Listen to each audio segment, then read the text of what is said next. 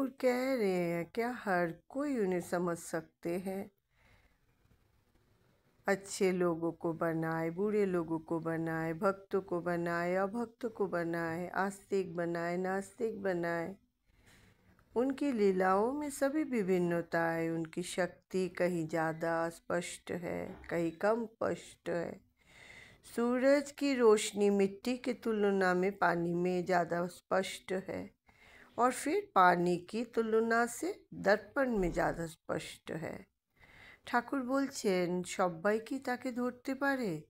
তিনি ভালো লোক করেছেন, মন্দ লোক করেছেন, ভক্ত করেছেন, অভক্ত করেছেন, বিশ্বাসী করেছেন, অবিশ্বাসী করেছেন। তার লীলার ভিতর সব বিচিত্রতা, তার শক্তি কোনোখানে বেশি প্রকাশ, কোনোখানে কম। সূর্যের আলো মৃত্তিকার চেয়ে জলে বেশি প্রকাশ, আবার